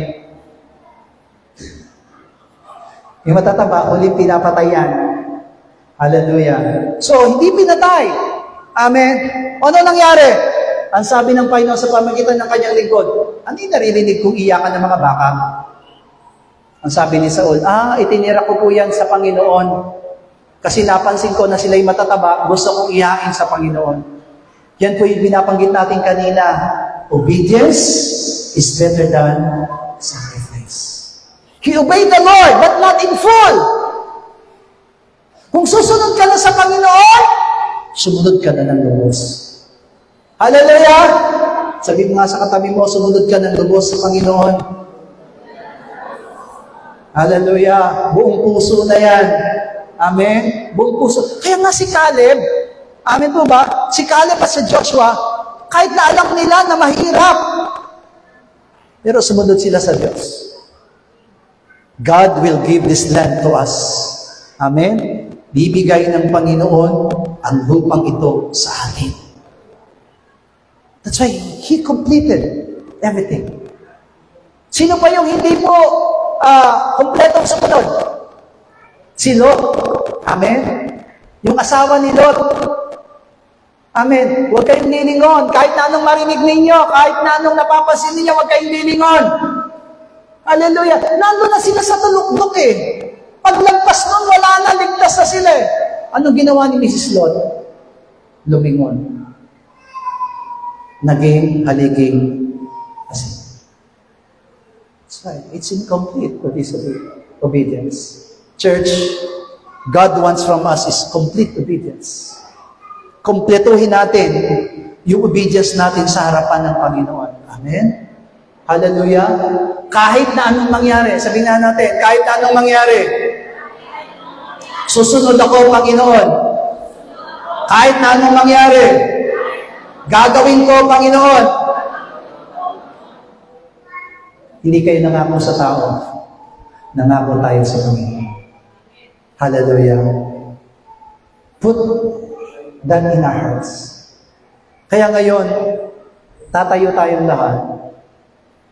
And you know for yourself, alam mo sa iyong sarili, tinatanggap ba ng Panginoon yung naging offering ko? Yung naging sacrifice ko? Yung mga paglilingkod na ginagawa ko? Do you think it is really worthy? Karapat-dapat na ba? Pero kung hindi pa karapat-dapat at dahil hindi pa lubos ang pagsunod, you can repent before now sa harapan ng Panginoon. Hallelujah. Kasi ang sabi ng Panginoon, makipagkatiwiranan ka sa akin. Ulitin ko po yung talata na yon.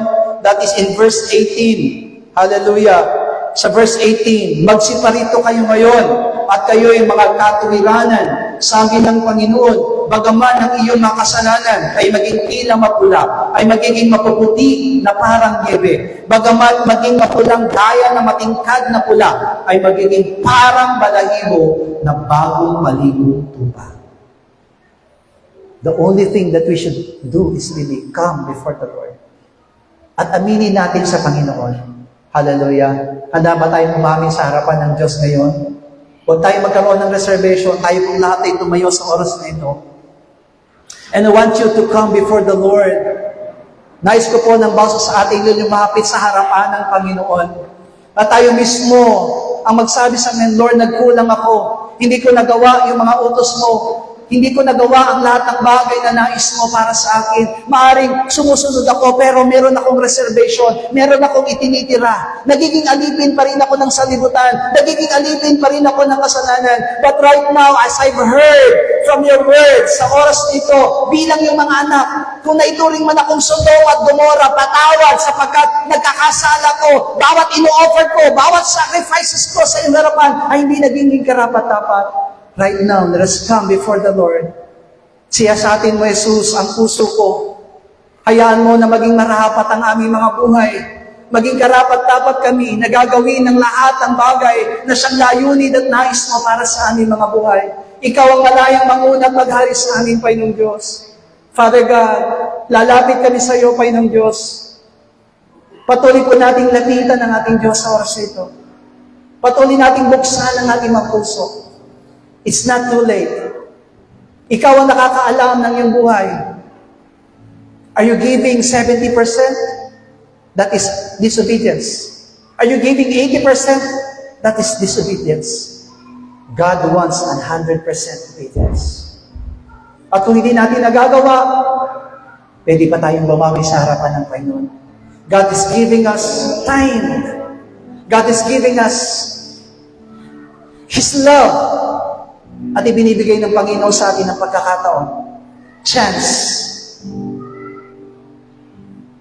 Hallelujah.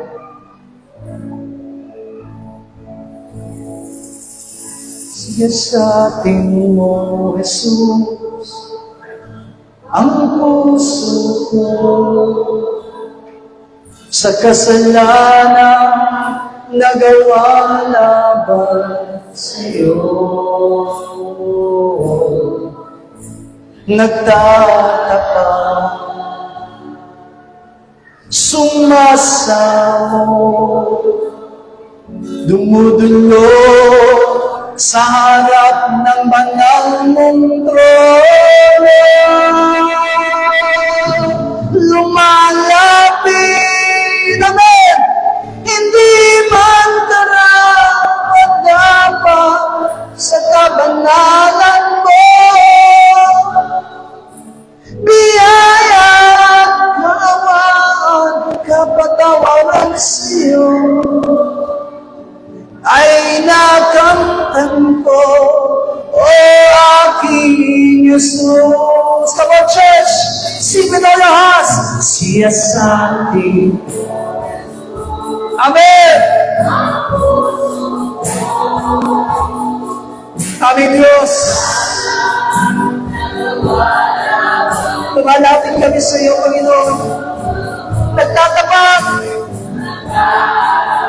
sumasamo,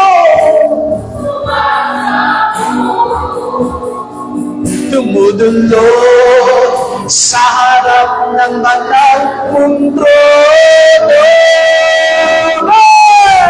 Lumalapit. Come on, church! Let's stand before the Lord! Yes, Lord! Biyaya at kaawaan, amen, ay nakamtan ko, o aking mo. Lumalapit, church! Hallelujah! Lumalapit, hindi man nararamdaman. Amen! Come on, church! Let's open our hearts before the Lord. Kung nagkulang tayo, nagkasala tayo, through the songs, lumalapit sa iyo, Diyos! Hallelujah!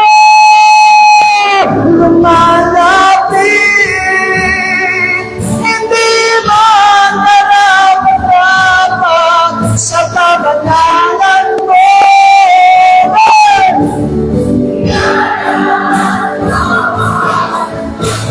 Yes, Lord! Ay nakamtan ko. Come on, church! I-claim natin, lumalapit sa'yo. Lumalapit.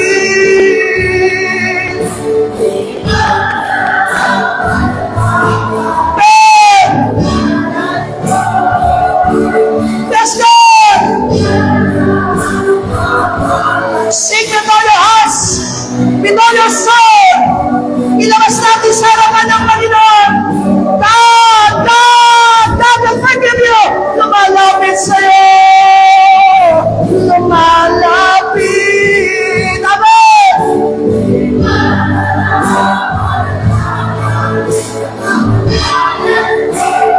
Hallelujah.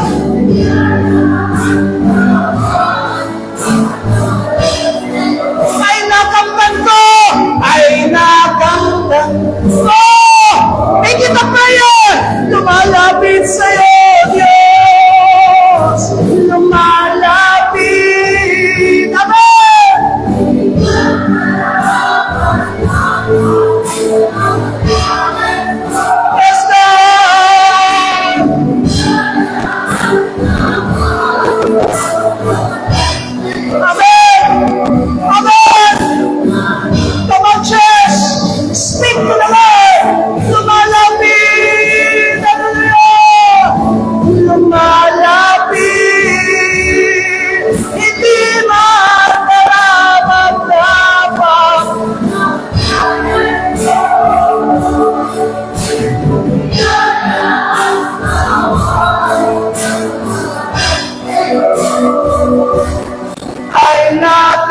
nakantanto, aking ay nakantanto, Diyos, ay nakantanto, aking ay nakantanto, Diyos, ay nakantanto, aking. Yes, Lord, let us pray, oh my soul, at tayo tumulong at lumapit sa harapan ng Panginoon. Oh my soul, oh my God, oh my soul, oh my God, oh my soul, oh my God. Ama namin Diyos, lumalapit kami sa iyo, Panginoon Diyos. Ikaw ang nakakaalam kung ang aming na-offer, kung ang sacrifice, kung ang mga bagay na pagkalingkod na nagagawa namin sa iyo naman. Kung ito man ay kulang, kung ito man ay hindi karapat-dapat, Panginoon Diyos, hayaan mo, Ama, na patuloy mo kami linisin. Tulad ng iyong pangako, Panginoon God, na maging marapat kami, hindi kami mantong sa kaparusahan, hindi kami mantong sa katulan, kundi kami patuloy na magkaroon ng buhay na malanggan. Yan ang aming patuloy na dinadalangin sa iyo, aming Diyos. Kami nakalapit. Kami ba yung tumutulong, Panginoon Diyos? Hayaan mo, Ama, na tulungan mo kami, Panginoon, na mabago. Tulungan mo kami na mawala, O Diyos, ang pagiging masuwayin sa aming mga buhay. Tanggalin mo, God, ang mga bagay na katigasan sa buhay mo namin, Panginoon God. At palitan mo na ng pagsunod. Palitan mo na, Panginoon Diyos, ng tunay na pananampalataya. Panginoon! Yes, God! Yan ang aming patuloy na dinadalangin sa iyo, Diyos. Nalalaman mo ang lahat ng aming mga ginawa. Nalalaman mo ang lahat ng aming mga paglingkod. Naway maging marapat kami, Panginoon Diyos. Reign upon our lives, O God. Thank you, Jesus. Ama, salamat. Sapagkat itinutuwid mo kami, Panginoong Diyos. This is really your righteousness to obey you, even up to the point of death. Panginoong Diyos, salamat sa pagkatuwi kami, Panginoon, na walang bigatin sa aming mga puso. Kung sa mga nakaraang panahon, Panginoong Diyos, ay nagkulang kami, pinatawad mo na kami sa oras nito. Hayaan mo, Ama, na mabigyan namin ng tunay na kaluguran ng iyong pangalan sa pamamagitan ng aming buhay. Masunod ang kalooban mo sa buhay ng basa sa amin. At wala ibang mapaglingkuran kung ikaw lamang sa aming mga buhay. Mula bata hanggang sa pinakamatanda. Mula sa main church, grand churches at foreign ministry namin. Ikaw, O Diyos, ang mahayag. Ikaw ang mapapurihan. Salamat po, Ama. Ito pong aming dalangin sa pangalan po ng aming Panginoong Jesus. Amen. Bigyan natin ang pinakamalakas sa palakpakan natin Diyos sa buhay. Hallelujah. We all be seated. Praise the Lord. Sa oras ito, let us give our special offering to the Lord.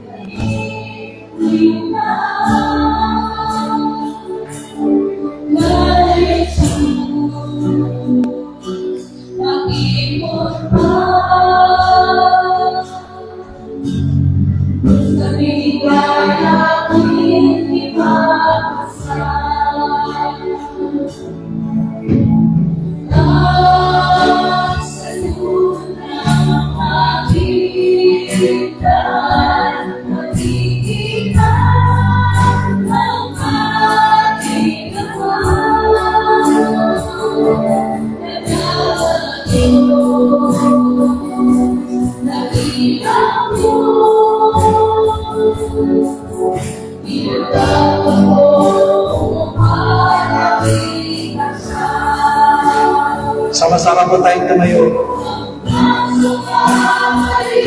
Ng ating Diyos, nanatinig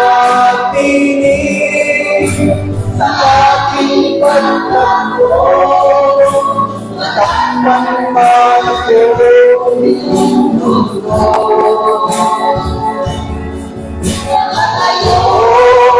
Magpupulis sa'yo,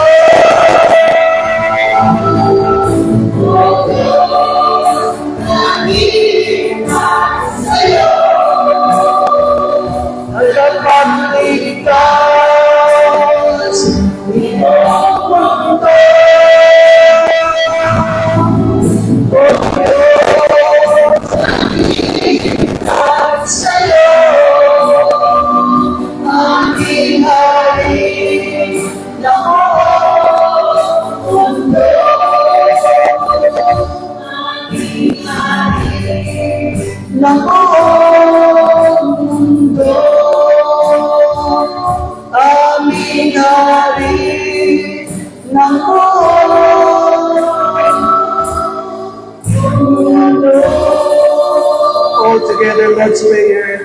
Ama naming nasa langit, sambahin nawa ang pangalan mo. Ikaw nawa ang maghari sa amin. Sundin nawa ang iyong kalooban dito sa lupa tulad ng sa langit. Bigyan mo po kami ng pagkain kailangan namin sa araw na ito at patawarin mo po kami sa aming mga kasalanan tulad ng aming pagpapatawad sa mga nagkakasala sa amin. At huwag po kami iharap sa mahigpit na pagsubok, kundi ilayo mo po kami sa masama, sapagkat iyo ang kaharian at ang kapangyarihan at ang kapurihan magpakailanman. Amen. God bless you all. Let's begin the name of the Lord.